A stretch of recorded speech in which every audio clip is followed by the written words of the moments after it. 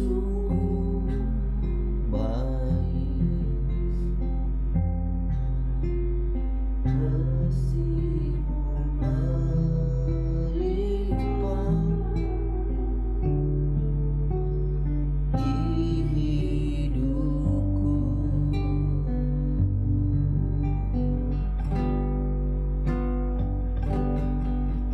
Bapa,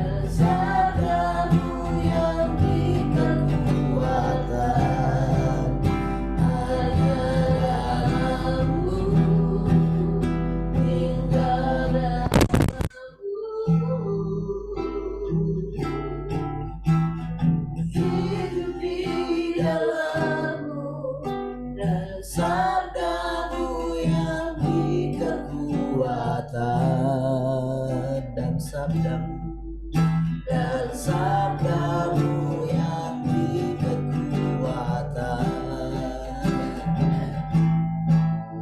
dan sabdamu yang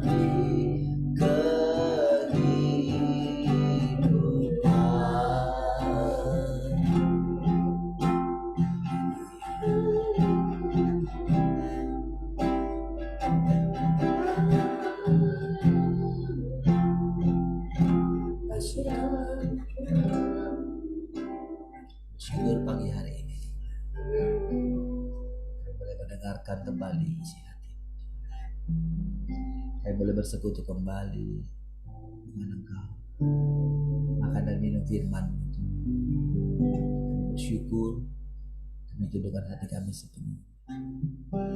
Terpujilah Engkau Tuhan selama. Mari semua yang mengasihi Tuhan sama-sama katakan amin. Baik, shalom semua.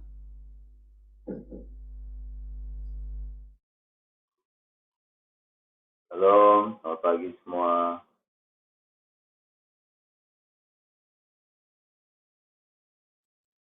Shalom, selamat pagi semua. Shalom, selamat pagi semua.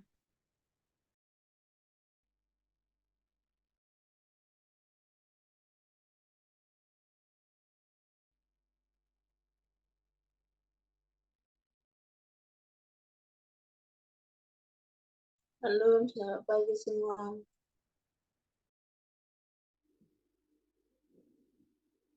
Baik, puji Tuhan. Oke. Haleluya. Cukup jelas suaranya ya.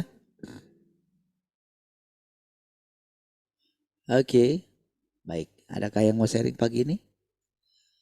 Silakan.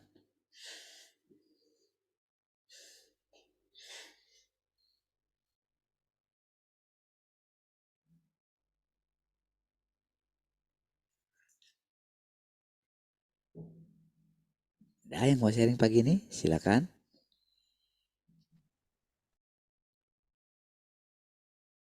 Tidak ada?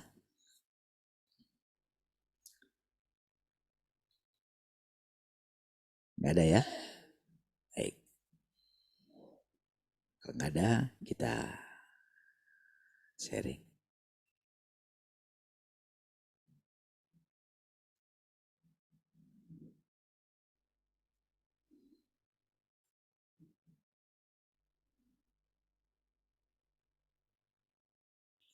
Oke.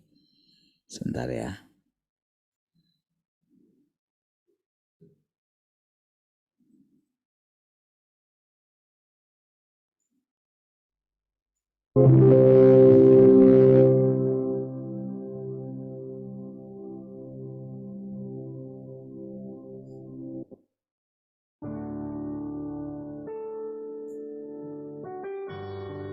Hey.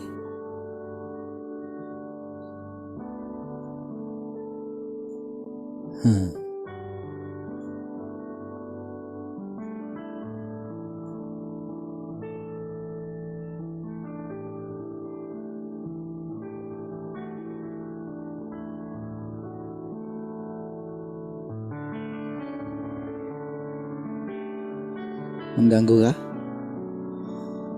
Cek 1. Kedengaran kah backgroundnya? Back soundnya?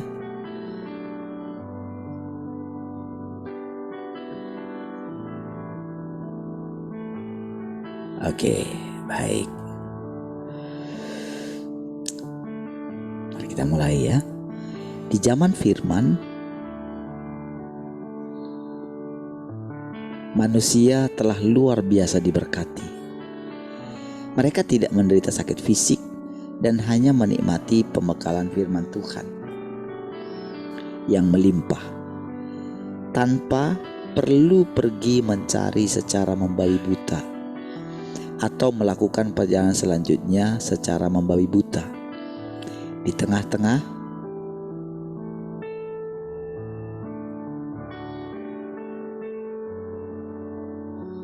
kemudahannya, manusia melihat penampakan Tuhan mendengar dia berfirman dengan mulutnya sendiri, menerima hal-hal yang disediakannya, dan menyaksikan dia sendiri melakukan pekerjaannya. Ini sesuatu hal yang luar biasa ya. Saudara, dulu saudara ketika belum menyadarinya gitu ya, apa yang difirmankan ini, dulu ini kayak gimana gitu. Iya kah? Gitu. Tetapi sesudah mulai mulai menerimanya, mulai ditundukkan oleh Tuhan ya, melalui pengalaman-pengalaman hidup gitu ya, dalam waktu yang boleh dikatakan ya secara ini belum begitu lama lah gitu. Tapi saudara, firman-Nya itu benar-benar nyata gitu. Apa yang dikatakan barusan itu benar-benar sesuatu yang real. Di masa yang lampau, kata penampakan Tuhan bagi kita itu sesuatu yang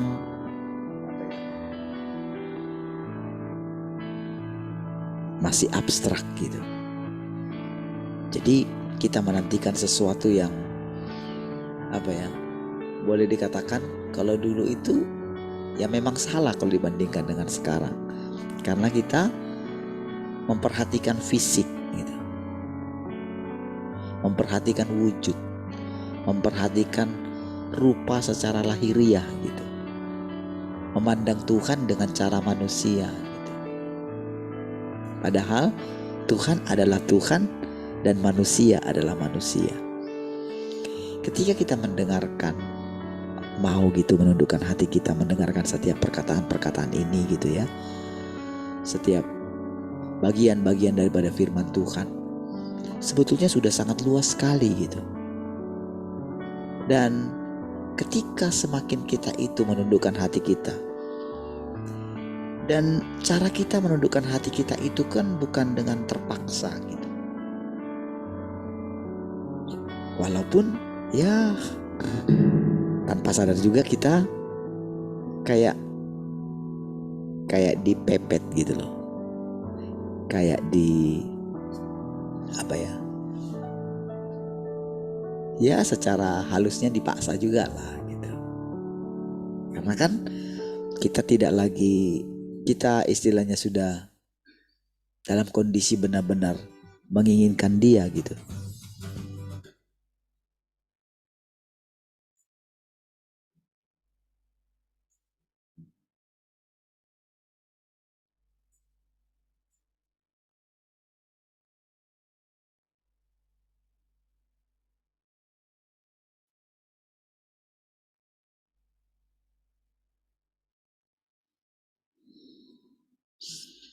Kita seperti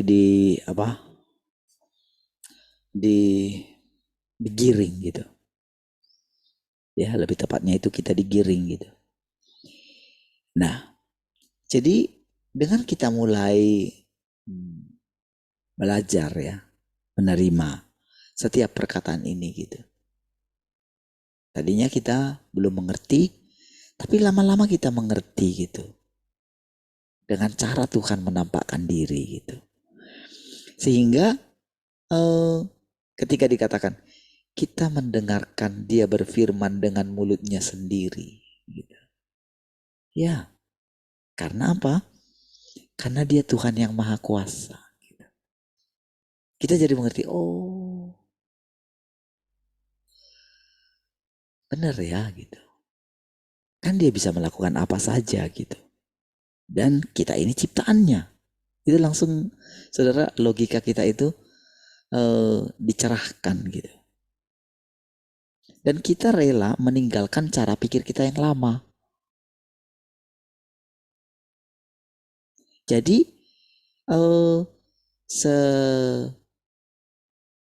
selamban apapun cara berpikir orang gitu, sekeras apapun dia, kalau dia mau mendengarkan gitu. Nah, penting sekali ya. Mendengarkan setiap perkataan-perkataan ini dan fair lah gitu. Oke, kamu ungkapkan pikiranmu, kira-kira begitu. Lalu Tuhan itu mengungkapkan pikirannya. Oke, walaupun aku Tuhan, kata Tuhan gitu. Walaupun aku Tuhan, tapi aku tidak memaksakan. Aku ini adil gitu. Karena seperti itulah caramu membedakan aku dengan iblis gitu. Atau dengan si jahat. Karena kalau aku memaksamu, kalau aku ngotot, berarti apa bedanya aku dengan dia gitu. Justru dengan seperti itu maksudku tercapai. Apa maksudku? Supaya setiap ciptaan boleh mengenalku. Secara khusus manusia. Karena apabila manusia itu mengenalku, maka gambaranku yang samar-samar dulu itu tidak lagi samar-samar, tetapi menjadi jelas gitu. Gitu ya.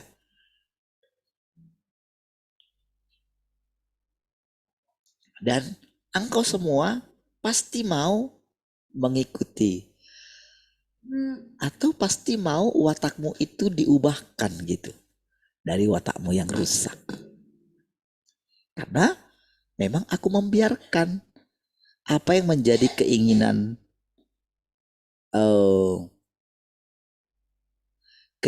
daripada si jahat.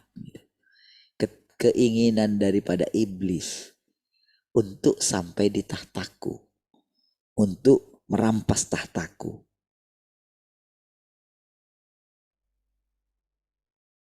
Aku memberikan apa yang diinginkannya. Yang sangat merusak dia. Jadi walaupun aku tahu bahwa perbuatan dia itu sangat mengganggu di kerajaanku gitu. Dan aku memberikan apa yang diinginkannya. Ketika aku menciptakan manusia serupa dan segambar dengan aku, itu seperti malapetaka bagi dia. Dia sangat iri dengan manusia gitu.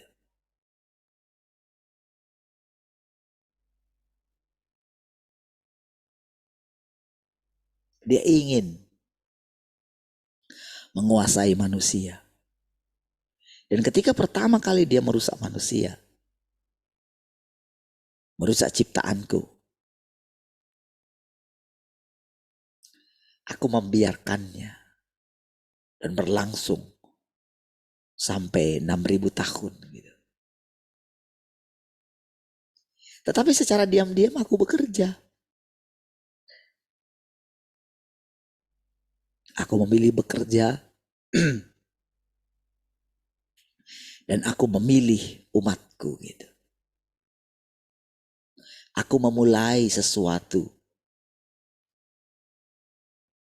dikala manusia itu tidak sanggup.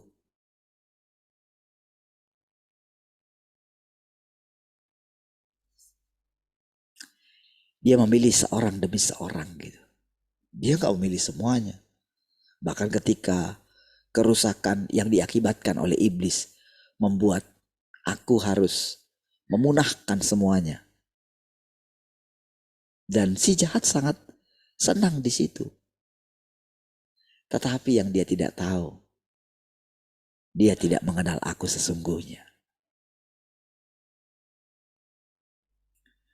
Saudara, ketika kita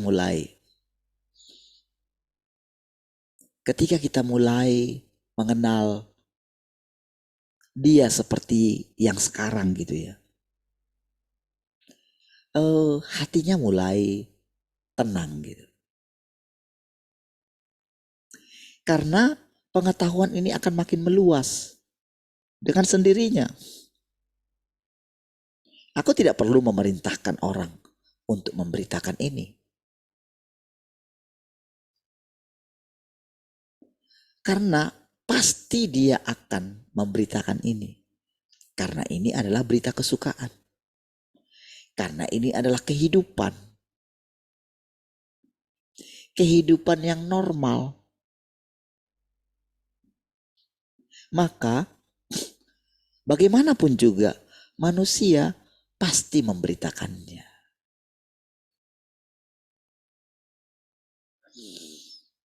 Lihat, hal-hal inilah yang tidak dapat dinikmati oleh orang berabad-abad lampau.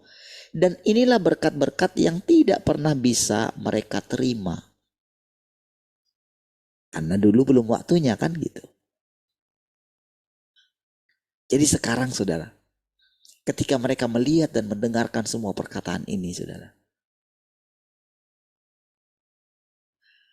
hati mereka itu benar-benar seluruh pertanyaan-pertanyaan mereka selama ini.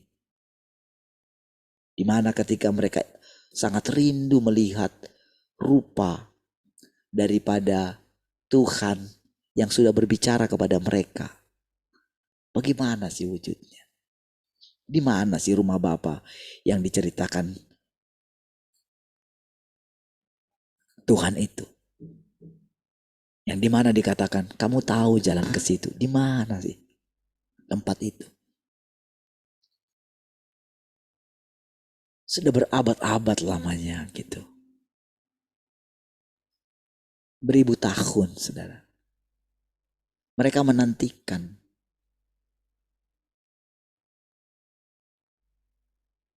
Di mana sih tempat yang dijanjikan oleh Tuhan itu? Di mana sih tanah air surgawi itu gitu?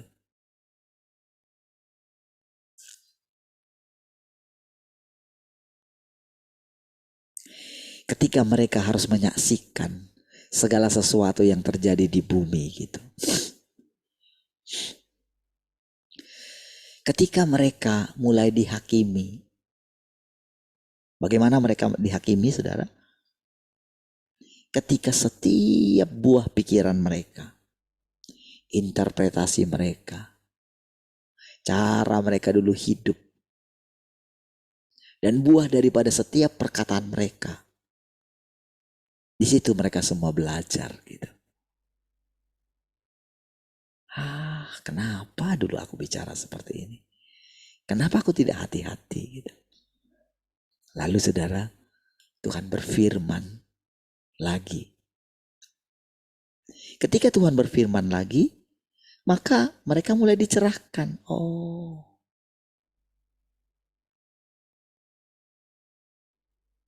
Berubah saudara. Jadi ketika kita mulai beralih dari Alkitab kepada firman ini saudara. Ketika ada sekelompok manusia yang beralih daripada Alkitab. Atau minimal begini. Beralih daripada surat-surat atau kitab-kitab nubuatan. Karena kan itu kan manusia yang mengucapkannya. Kalau nubuatan memang asli Tuhan ya. Tanpa interpretasi. Tapi tidak disebutkan mulutnya sendiri gitu. Karena melalui manusia.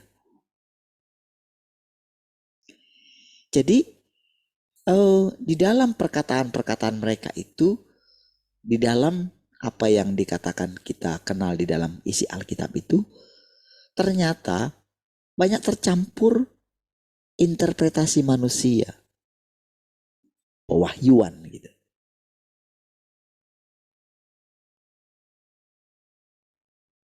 Pewahyuan berbeda dengan Tuhan berbicara dari perspektif manusia. Berbeda saudara. Pewahyuan adalah perkataan langsung dari roh.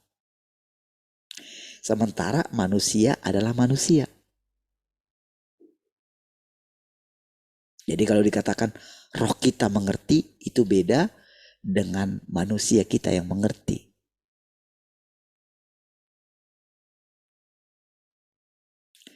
Jadi targetnya Tuhan itu perlahan-lahan mulai tercapai.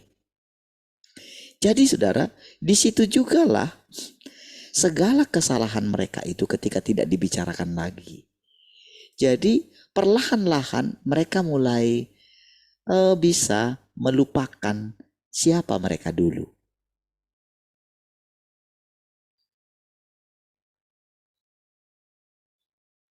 Jadi kala itu saudara, mereka itu rasanya menangis gitu.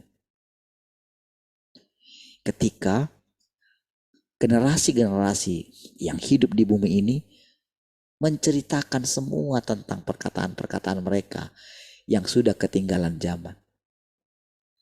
Hati mereka itu sangat ini sekali saudara. Itu penyesalan yang amat sangat bagi mereka. Tapi puji Tuhan saudara, Roh Kudus yang dimeteraikan ada dalam hati mereka. Itu terus mengajari mereka, menghibur mereka gitu.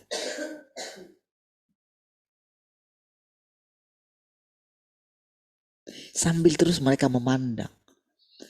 Membuat saudara, perlahan-lahan saudara, mereka mulai mengerti apa itu Tuhan yang sesungguhnya gitu. Apa itu melihat Tuhan? Apa itu wajah Tuhan yang sesungguhnya? Lama-kelamaan mereka mengerti saudara. Oh, pantas begini, pantas dulu begini ya. Mereka membicarakan itu. Dan terus mereka menikmati. Mereka mulai membatasi diri mereka. Karena mereka tahu saudara, pikiran mereka itu pengen sekali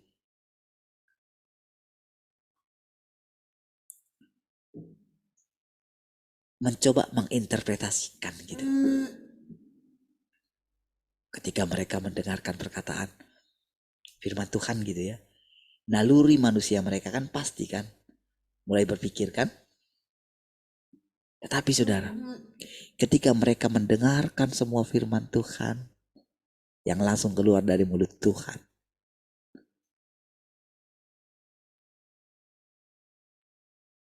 maka mereka itu tidak berani memikirkan sendiri. Mereka bertanya kepada Tuhan. Dalam hati mereka tentunya. Tuhan, seperti inikah maksudnya? Tanpa sadar, mereka bersekutu dengan Tuhan itu gitu. Dengan Tuhan itu sendiri. Kenapa saudara mereka bisa? Kenapa iman mereka bisa melakukan itu? Karena mereka percaya Tuhan itu adalah Tuhan yang maha kuasa. Ya, dia bisa melakukan apa saja. Dan karena pikiran Kristus, apa itu pikiran Kristus? Pikiran Kristus itu kan walaupun dalam rupa Allah, tapi tidak menganggap kesetaraan dengan Allah. Nah, pikiran Kristus itu menguasai pikiran mereka. Itulah yang membuat segala roh antikris yang pernah merusak mereka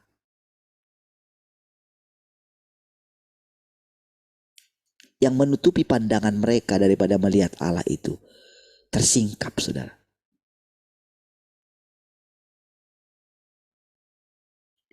Jadi mereka dengan rela mendengarkan semua perkataan ini.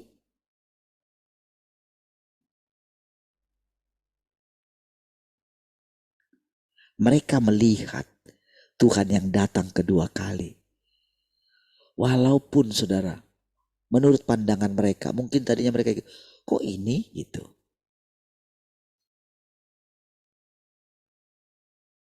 Dari secara lahir ya kalau dilihat tampilannya, kok ini gitu. Lalu mereka teringat semua. Daud teringat kepada dirinya, siapa aku dulu ketika dipilih. Dia ingat dirinya gitu.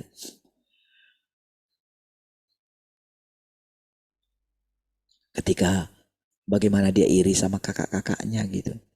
Yang sangat dikasihi oleh papanya gitu. Sementara dia sudah anak bungsu. Tapi justru disuruh ke tempat yang berbahaya gitu. Dan ketika dia cerita kepada bapaknya ya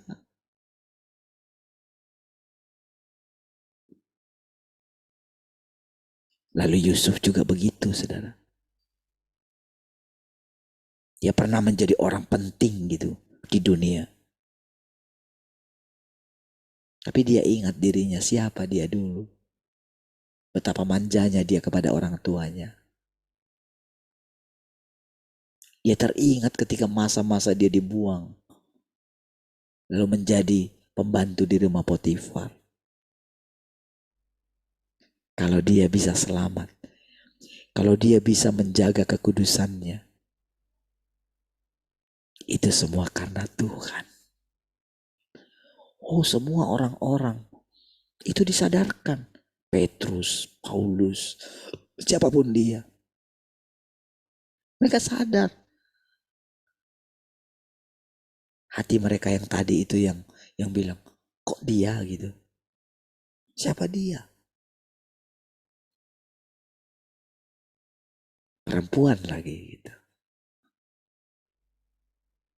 Oh, si Paulus itu saudara yang pernah melarang perempuan untuk berbicara gitu.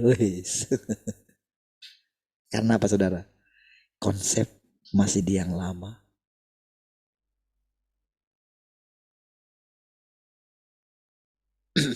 Karena kan alasannya selalu apa saudara? Karena bukan Adam yang berdosa katanya gitu. Perempuan lah yang berdosa. Hawa lah yang berdosa. Jadi aku tidak membiarkan perempuan berbicara katanya gitu. Kan gitu kan?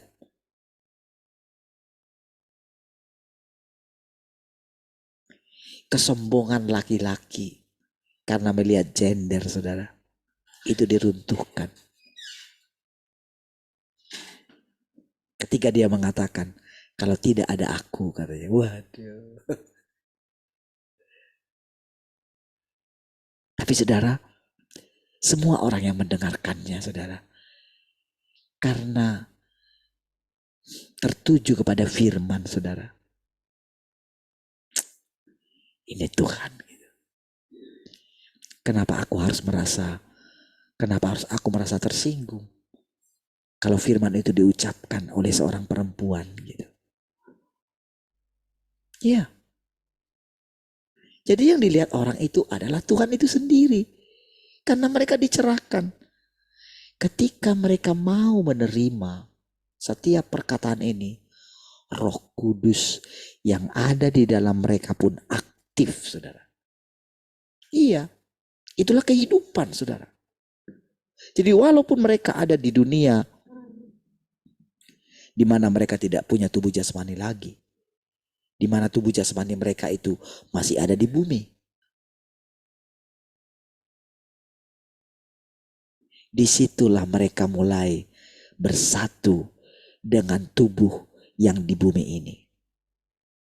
Dengan saudara dan saya. Mereka tidak mengingat lagi tubuh mereka yang ada di bumi, yang sudah menjadi tanah. Nggak tahu di mana lagi. Yang sudah terurai gitu. Ya kan? Ketika daging mereka sudah menjadi busuk, bahkan menjadi pupuk mungkin. Apa mereka perlu ingat itu lagi? Disitulah mereka memandang ciptaan yang baru ini, saudara. Disitulah saudara, yang di alam roh, yang dengan yang di alam nyata ini bersatu kembali. Oh itu saudara, kalau orang-orang pintar saudara mendengarkan perkataan ini saudara. Kalau Paulus mendengarkan perkataan ini sudah pikirannya udah kemana-mana saudara. Gini kan gitu kan. Pikiran dia gitu. Tapi saudara, dia menahannya. Karena apa? Karena dia menghormati Tuhan gitu. Karena kalau dia ikuti terus pikirannya yang liar, pikirannya yang terus berimajinasi, nanti bisa kemana-mana. Dia tenangkan hatinya. Walaupun rasanya di sini bergejolak gitu, dia merasakan keindahan. Dia menikmati saja, saudara. Karena justru disitulah kebahagiaannya. Mengizinkan Tuhan membaharui semua manusia. Oh saudara, kebahagiaan yang tidak ada habisnya memenuhi mereka. Jadi ketika mereka melihat penderitaan manusia yang ada di muka bumi, mereka tidak lagi menyalahkan apapun gitu.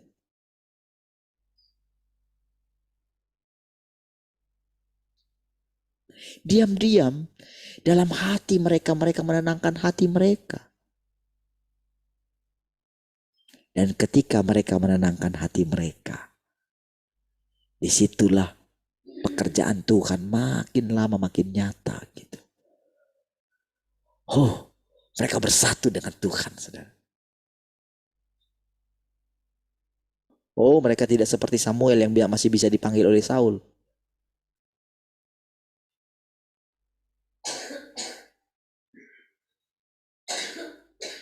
Mereka bukan lagi seperti yang dulu ketika mungkin baru pertama kali mereka meninggalkan tubuh mereka. Orang membicarakan, masih mendewakan. Sebelum Tuhan datang yang kedua kali, saudara,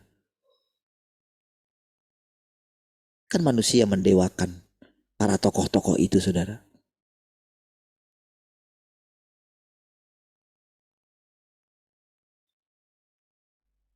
Mereka mungkin masih tersanjung dengan itu. Tapi ketika mereka mendengarkan perkataan-perkataan yang baru, makanya dikatakan belum pernah mereka terima berkat ini. Itu betul, saudara. Di mana saudara pernah mendengarkan ini? Ya kan? Di kitab mana pernah kita mendengarkan ini? Buku mana yang pernah kita baca? Semuanya sama beritanya.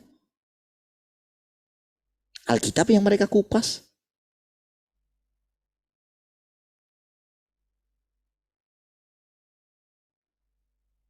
Siapa yang bisa menjelaskannya? Siapa yang bisa buka yang melihat ke dalam daripada gulungan kitab itu? Siapa? Adakah manusia yang bisa? Adakah malaikat yang bisa? Siapa? Apakah nabi-nabi di perjanjian lama mereka bisa mengatakan itu? Bukankah para malaikat-malaikat yang bilang kepada mereka, yang menampakkan diri kepada mereka? Siapa yang bisa melihat ke bagian dalamnya daripada gulungan kitab itu? Bukankah singa dari Yehuda yang sudah menang?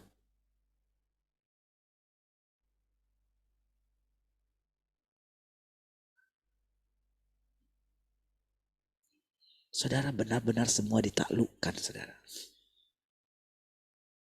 Kita yang mendengarkan ini pun, saudara, apa yang perlu kita banggakan? Apakah ada andil kita di sini? Bukankah Tuhan itu sendiri yang menyatakan? Kalau kita lihat perjalanan kita, bukankah kita memiliki banyak sekali kegagalan? Bukankah makin terlihat dengan jelas kerusakan kita ketika firman-Nya disampaikan? Apa yang mau kita banggakan dengan diri kita? Apa yang mau kita tinggikan diri kita daripada yang lain? Bukankah langsung firman Tuhan menyatakan, kalau kita meninggikan diri kita di atas orang lain, bukankah itu roh antikris? Maukah kita memelihara roh antikris? Bukankah kita takut untuk meninggikan diri? Lalu siapa yang bisa membuat hati kita seperti ini? Bukankah Tuhan itu sendiri? Selama ini, saudara, manusia sudah berusaha. Para rasul sudah berusaha dengan sekuat tenaga untuk melepaskan diri mereka dari kerusakan mereka. Mereka tidak bisa.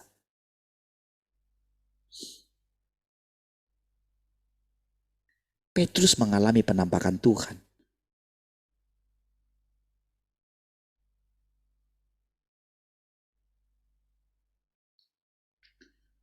Berkali-kali setelah penampakan yang 40 hari, Tuhan masih menampakkan diri kepada Petrus. Itu yang membuat dia terus mengikuti Tuhan.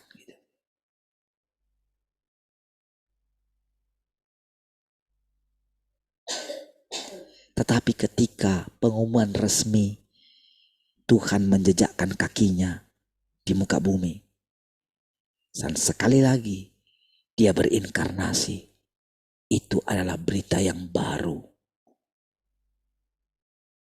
Di situ mereka benar-benar sangat serius sekali, saudara, memperhatikan setiap perkataan Tuhan gitu. Sama seperti dulu, saudara. Siapa Yesus ketika pertama kali? Rupanya sangat biasa.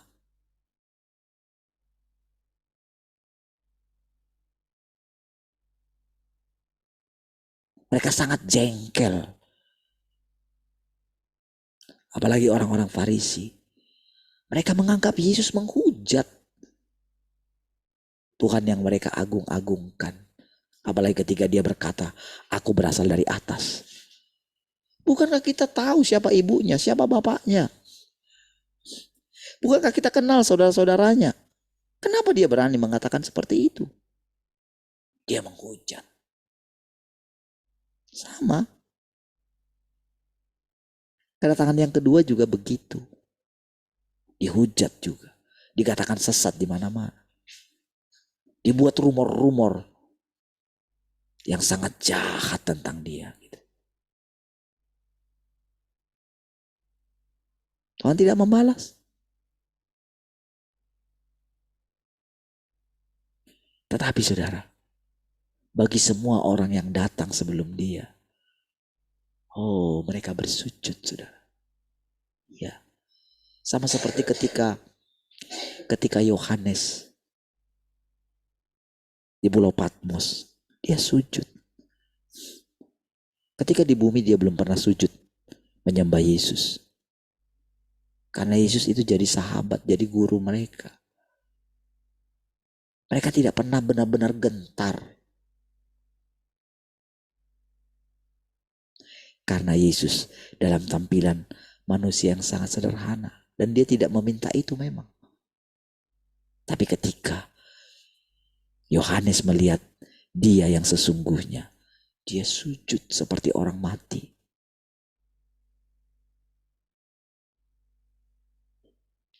Tetapi saudara, Tuhan segera mengubah penampilannya. Bangunlah gitu. Tuhan menjamah dia. Lalu dia tegak kembali.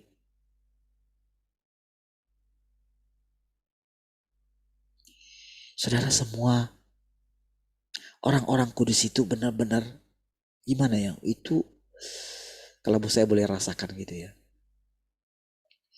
Hati mereka itu kayak gimana mau menggambarkan ini ya. Tuhan gitu. Biarlah kami melihat pekerjaan-Mu gitu. Ketika di saat mereka itu, ketika hati mereka itu rasanya campur aduk gitu.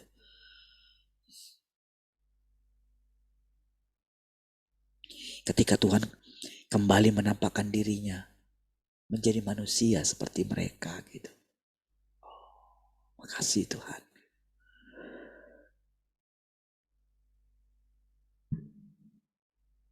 Mulailah timbul saudara di dalam hati mereka kembali. Kasih mereka akan manusia.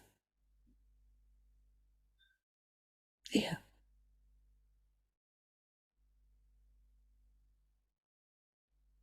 Disitulah mereka mulai mau turun bersama dengan Tuhan.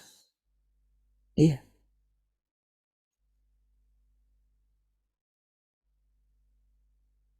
Disitulah mereka mulai mengenakan pakaian yang baru. Mengenakan tubuh yang baru. Mereka tidak lagi berkeliaran mencari tubuh mereka di bumi. Konsep berpikir mereka berubah.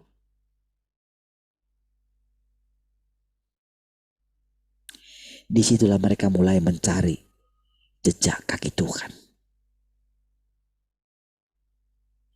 Ya. Disitulah mereka mulai melihat kita sebagai pekerjaan Tuhan. disitulah mereka tidak menghakimi kita lagi.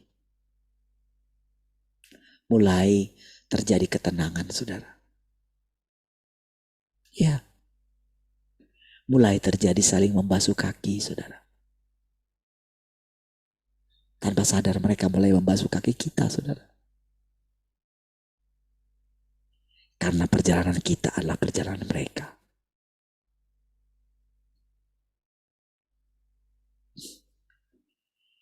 Di mana selama ini perjalanan mereka adalah perjalanan kita. Kita mengikuti napak tilas mereka. Para murid-murid teologi ya, mereka belajar semua tentang perjalanan para rasul itu. Tapi sekarang saudara, ketika kita mulai perlahan-lahan meninggalkan catatan-catatan itu, ketika kita beralih kepada firman Tuhan, ketika kita tidak mendewakan lagi Alkitab. Selama ini saudara, manusia telah memberhalakan Alkitab. Sehingga ketika Tuhan sang pemilik Alkitab itu datang, sampai-sampai mereka tidak mengenalnya. Itulah yang memerdekakan mereka dari sejarah masa lampau. Jadi ketika mereka mendengarkan kata penaklukan, itu menjadi seperti suatu kata yang sangat berharga bagi mereka.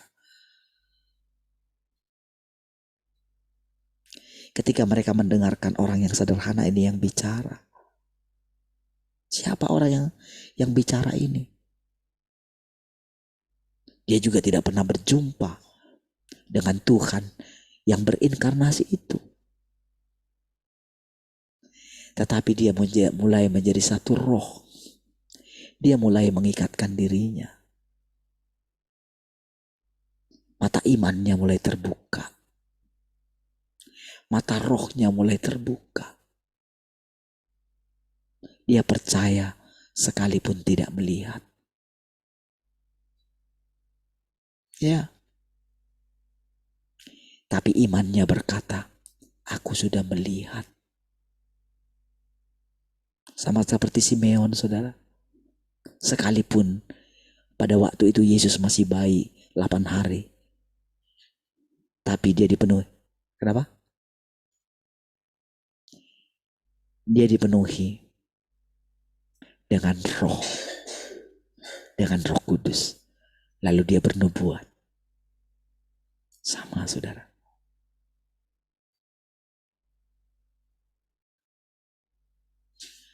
Mereka itu tidak melihat siapa kita. Tapi mereka melihat pekerjaan Tuhan di dalam kita. Mereka bisa mendengarkan orang yang biasa ini. Mereka bisa. Justru disitulah kelihatan bagaimana setiap orang ditaklukkan kepada Tuhan.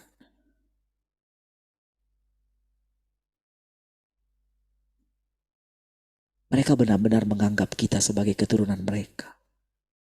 Siapa yang tidak menghormati? Siapa yang tidak mengasihi keturunannya? Siapa yang tidak ingin melihat keturunannya lebih baik dari mereka? Bukankah kita ini sebagai seorang orang tua sangat menginginkan keturunan kita lebih baik daripada kita?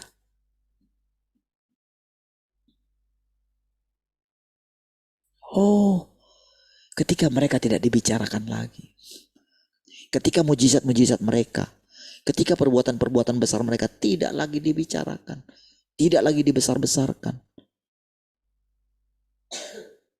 Disitulah mereka benar-benar mengalami kemerdekaan dan melihat Roh Kristus itu.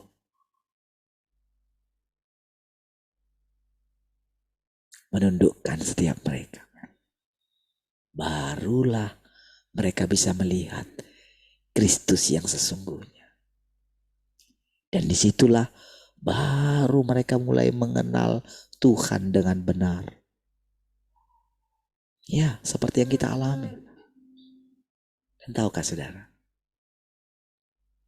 Ketika kita semakin mengenal Tuhan, buktinya adalah kita akan mengasihi semua umat manusia. Siapakah saudaraku?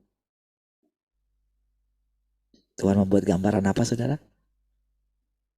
Seorang Samaria yang baik hati. Ya kan?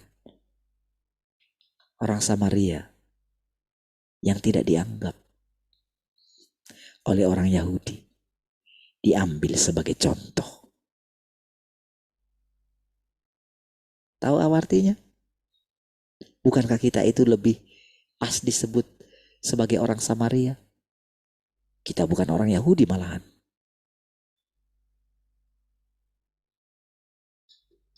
Siapa kita menurut ukuran dulu?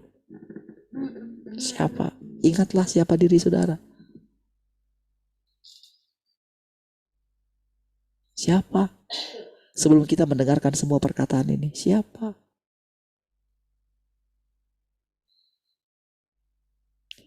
Mungkin orang sudah membuang kita. Kita yang adalah batu hidup. Ya kan? Tidak mempedulikan. Tidak mendengarkan kita.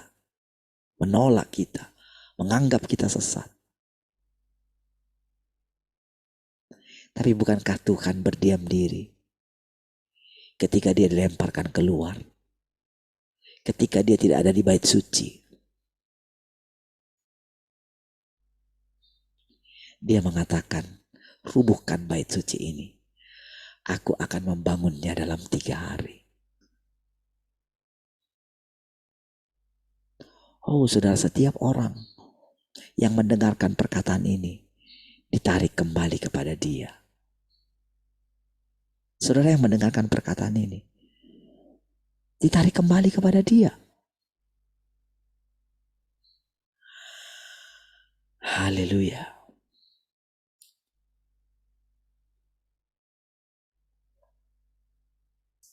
Tuhan telah bertekad untuk melengkapi manusia. Amin. Bayangkan saudara, Tuhan telah bertekad.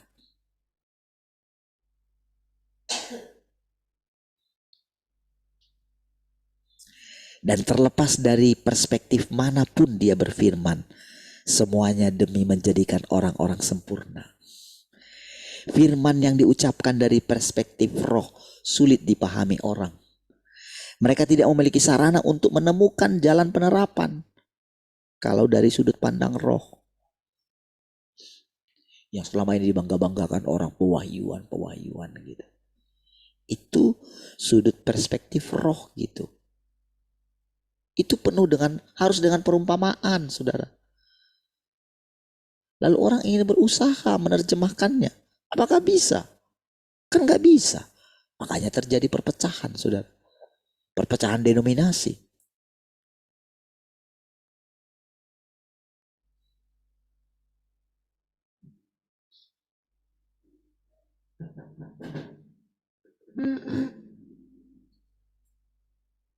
Saudara, kemarin waktu apa itu? Ulang tahun GBI itu ya. Pak Pendetanya bilang kayak gini. Ketika berbicara mengenai persatuan gereja gitu ya. Ada 2 gereja besar di satu kota katanya gitu. Lalu mereka itu dapat ilham gitu. Untuk bagaimana supaya kita itu bersatu gitu. 2 denominasi yang sangat berbeda gitu. Jadi 2 pendeta besar ini saudara, mereka bertemu gitu. Lalu mereka mulai membahas, mulai dibuat di berita gitu. Di koran yang ternama di kota itu gitu. Dikabarkan akan ada pertemuan nanti. Ini peristiwa yang sangat langka. 2 pendeta besar akan bersatu, akan menyatukan gereja mereka. Dengan perbedaan-perbedaan yang sangat luar biasa. Sampai di salah satunya itu yang sangat mencolok adalah doa Bapa kami. Gereja yang satu. mengakui bahwa kata-katanya ampunilah kami akan dosa-dosa kami gitu. Tapi gereja yang satu berkata ampunilah kami akan kesalahan-kesalahan kami. Dua perspektif itu saja. Dua kata, padahal saudara antara dosa dan kesalahan-kesalahan gitu. Itu membuat mereka selama ini tidak bisa bersatu. Dan ketika dibicarakan lagi, ternyata tidak bisa ditemukan titik temunya saudara. Mereka tetap berpegang gitu kepada pendapat mereka masing-masing. Hanya dari kata-kata itu, dari doa Bapa kami, yang lain masih banyak gitu. Lalu saudara, koran yang ternama tadi memberitakan akhirnya gereja besar yang ingin bersatu itu tidak bisa bersatu karena gereja A kembali kepada dosa-dosanya dan gereja B kembali kepada kesalahan-kesalahannya. Saya ketika mendengar gitu lucu gitu. Telah kembali kepada dosa-dosanya katanya. Yang satu kembali kepada kesalahan-kesalahannya. Saudara, nggak bisa bersatu. Karena apa saudara? Mereka interpretasi siapa yang bisa.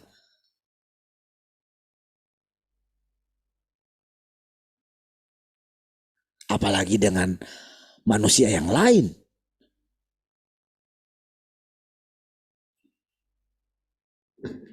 Coba lihat saudara. Kenapa dari dulu kan udah klasik sekali saudara. Masalah Palestina dengan Israel ini saudara. Aduh udah klasik sekali saudara. Dari dulu. Dan itu saudara menggoncangkan. Sekarang itu menggoncangkan. Karena ini kan 3 agama besar itu kan. Yahudi, Kristen, dan Muslim saudara. Sementara di situ saudara. Di Palestina itu orang Kristen pun banyak. Orang Muslim memang banyak. Dan orang Palestina pun sudah banyak yang menjadi warga negara Israel.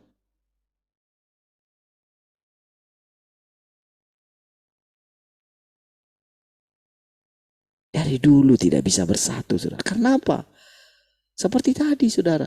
Keyakinan yang sangat kuat.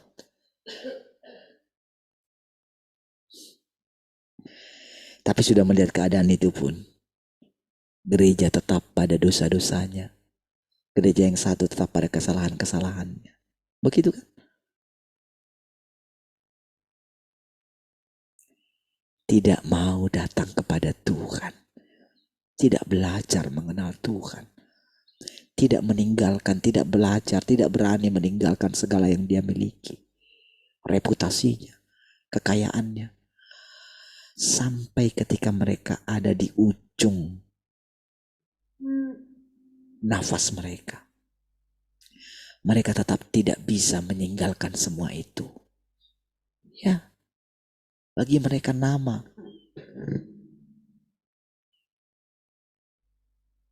Menjadi terpenting.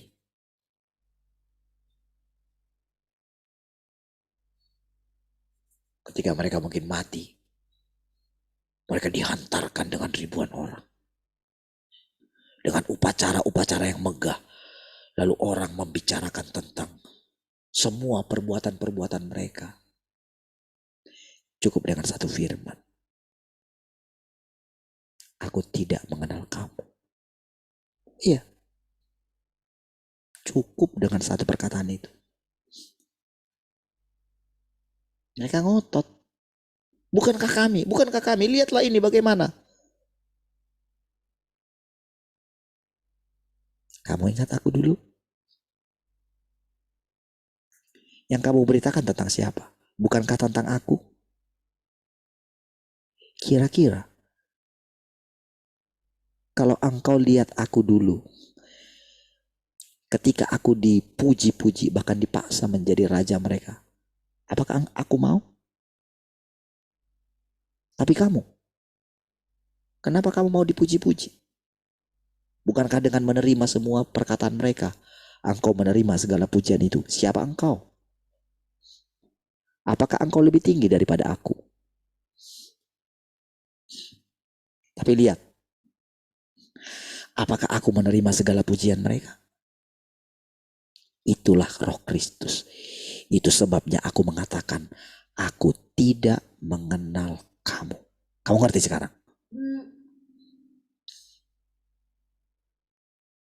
Kamu ngerti sekarang? Layakkah engkau ada di sini?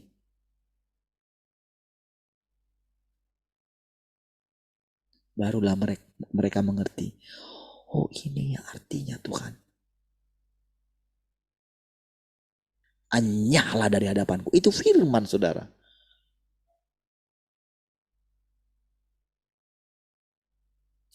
Tuhan tidak pernah berubah esensinya.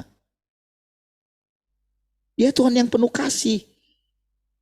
Makanya sekarang semua orang dihukum dengan firman-Nya.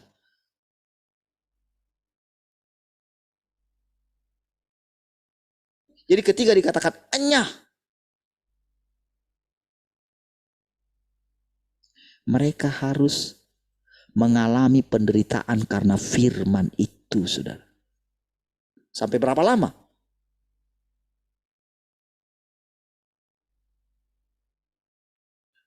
Sampai berapa lama kira-kira?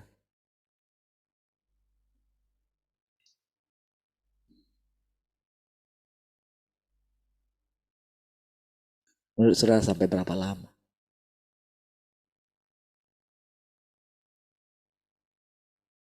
Sampai mereka mau belajar,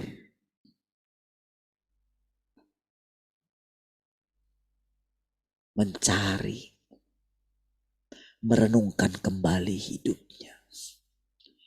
Dia teringat kembali di masa-masa awalnya. Ketika Tuhan mendatangi dia. Itu akan penuh dengan urayan air mata, saudara. Itu sangat menyiksa. Ketika mereka mendengarkan pujian-pujian terhadap mereka. Itu sangat menyiksa mereka.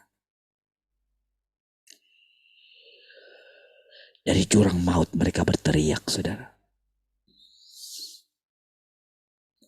Dari jurang maut mereka berseru.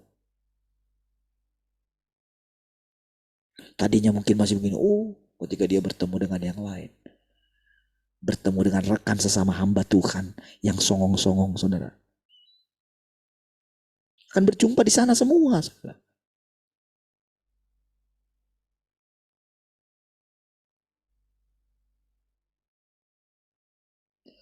Oh, saudara, mereka harus menerima, saudara, kehinaan gitu. Itulah yang membuat mereka pada akhirnya, ketika mereka dilupakan, ketika mereka tidak menjadi siapa-siapa, nggak tahu untuk waktu yang berapa lama.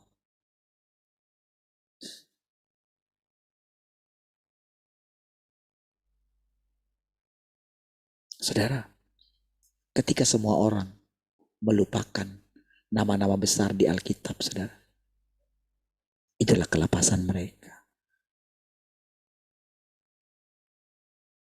Ketika sekarang setiap orang matanya tertuju kepada Tuhan. Iya. Saudara, bukankah perkataan-perkataan ini, saudara, membawa kita, saudara, tidak berani lagi meninggikan diri kita.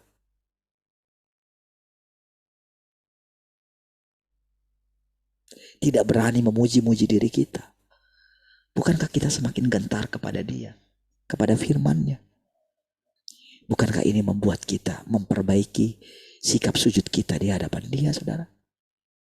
Ketika Tuhan menjelaskan semua perkataan tadi. Bukankah ini membuat kita semakin merindukan Dia? Semakin merendahkan hati kita. Semakin mengasihi siapapun gitu. Ketika kita dimurnikan oleh orang-orang di sekitar kita, oleh keluarga kita, ketika kita dianiaya, masih maukah kita dumel, saudara? Bukankah kita akan ingat pelajaran-pelajaran daripada tokoh-tokoh seperti Yusuf, seperti Daud. Ketika mereka sengsara. Bukankah mulai terpancar? Bukankah kira-kira apa yang mereka lakukan ketika mereka menyesal di hadapan Tuhan? Bukankah ketika kita melihat Ayub, saudara? Bukankah rasanya dia menguatkan kita?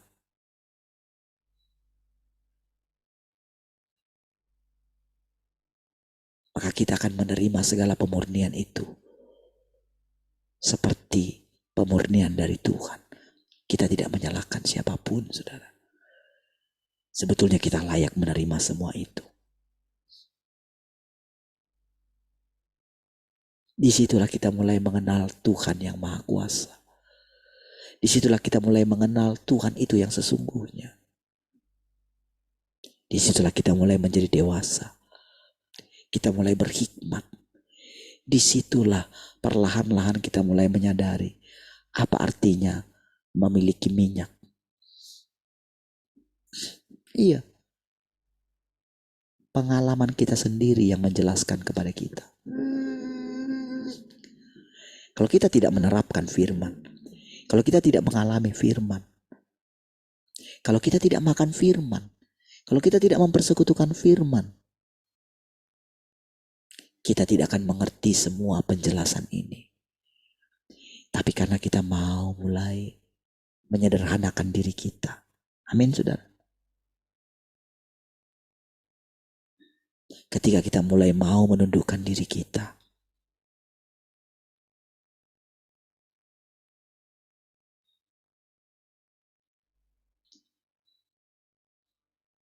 kalau kita ingat, saudara, waktu-waktu yang dulu, saudara. Kalau kita kembali ke belakang, gitu. Tuhan, terima kasih. Kalau aku tetap ada di sini, kalau Engkau mengizinkan aku tetap ada di sini, Tuhan. Aku bisa mendengarkan semua perkataan ini, Tuhan. Terima kasih, Tuhan. Aku tidak tahu apa yang akan kualami berikutnya. Tetapi sekarang rasanya, Tuhan, jalan itu makin jelas, Tuhan. Jalan yang kutempuh makin lama makin jelas, Tuhan. Terima kasih, Tuhan. Bukankah itu membuat kita semakin tunduk, saudara? Semakin merendahkan hati kita. Bukankah kita akan terus mencari kebenaran, saudara? Bukankah kita akan semakin lapar dan haus akan Dia? Tuhan telah bertekad, saudara, untuk melengkapi manusia. Dan terlepas dari perspektif manapun Dia berfirman, semuanya demi menjadikan orang-orang sempurna. Terpujilah Tuhan, saudara. Ya.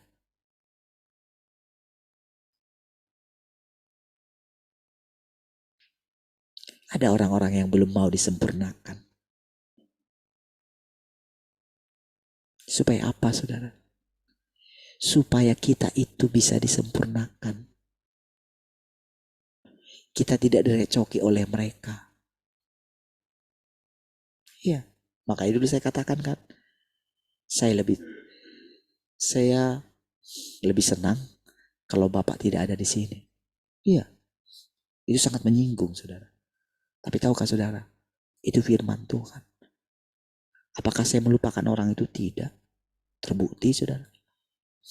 Saya datangi.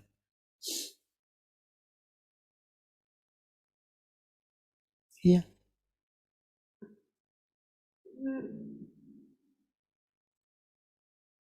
Tapi, saudara, firman Tuhan harus disampaikan. Saya pun tidak sadar mengucapkan itu. Karena Tuhan menunjukkan kepada saya kedegilannya, kesombongannya. Tapi dia tidak sadar. Tapi lewat itulah Tuhan berfirman.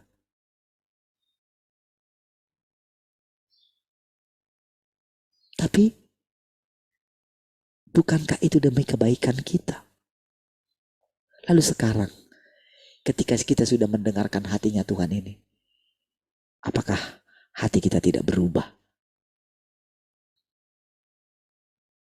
Tetapi saudara, kita mulai membuat batasan hanya kepada orang-orang yang mendengarkan Tuhan, yang benar-benar mau bertobat. Hanya orang itu yang bisa masuk. Kan gitu kan? Benar gak saudara?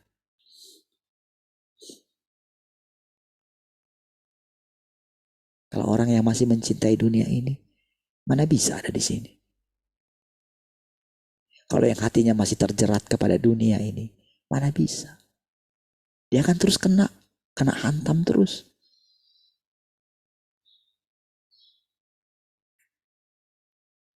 Saudara, dari hari ke hari, ternyata Tuhan mulai mendapatkan kita, saudara.